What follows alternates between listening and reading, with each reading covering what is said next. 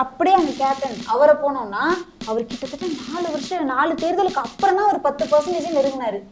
கனவு காணலாம். இப்படி அகலக்கால் வச்சுட்டு கனவு காணலாமா? என்ன சார்? இல்லை, எங்கிட்ட இருக்க பிரச்சனையா தான் இது. இங்கே பாருங்க, அது இல்லை. நான் உங்களுக்கு ஒரு கிளியர் எக்ஸ்பிளனேஷன் சொல்கிறேன். தலைவர் நான் வரேன் அப்படின்னு அவர் சொன்ன அடுத்த செகண்டே இப்போ பாருங்க, ஒரு நெரேட்டிவ் செட் பண்ணி வச்சிருந்தாங்கல்ல, நாங்கள் தான் பூக்கட்சிக்கு எதிராக இருக்கோம் அப்படின்னு இங்கே சூரியன் சொன்னாங்கல்ல. இப்போ அங்கேருந்து ஒரு 50% ஓட்டர்ஸ் எல்லாமே எங்களுக்கு வந்துட்டாங்க. தலைவர் தளபதியை பார்க்கறது எங்கள் கட்சிக்குள்ளே வந்துட்டாங்க. அவங்களோட லிஸ்டெல்லாம் நாங்கள் லாக்கர் பண்ணி வச்சுருக்கோம். அதே மாதிரி எப்போ இந்த கட்சி சூரியன் கட்சி இந்த பூக்கட்சி டெல்லியோட போய் கூட்டணி வச்சுச்சோ, அங்கிருந்து 60% அவங்க எல்லாரும் சாதாரண ஆள், பெரிய பெரிய கேடட்ஸே எங்கிட்ட வந்துட்டாங்க. அந்த லாக்கர்ஸும் நாங்கள் பத்திரமா வச்சுருக்கோம். அண்டு சைமன் நீ சொன்னீங்கல்ல, அவரோட 90% ஆஃப் ஃபோட்டோஸ் வந்து எங்கிட்ட வந்துட்டாங்க. ஸோ இதெல்லாம் நாங்கள் கேல்குலேட் பண்ணுறோம். ஸோ 25 + 10 = 35, 35 = 26 ஆட்சியை பிடிக்கிறோம்.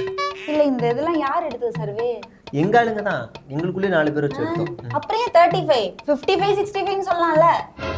இதுதான் இங்கே பிரச்சனையே. ஆக்சுவலாக ஒரு நரேட்டிவ் செட் பண்ணால் அது ஒரு ஃபேக்டாக இருக்கணும், கரெக்டாக நம்புற மாதிரி போய் சொல்லணும்ல. அதுக்காக நாங்கள் வந்து அந்த மாதிரி ஃபேக்ட்ஸை நாங்கள் எப்பவுமே சொல்லுவோம். விடுங்க சார், ஒரு பக்கம் காமெடி பண்ணிட்டு இருக்கீங்க.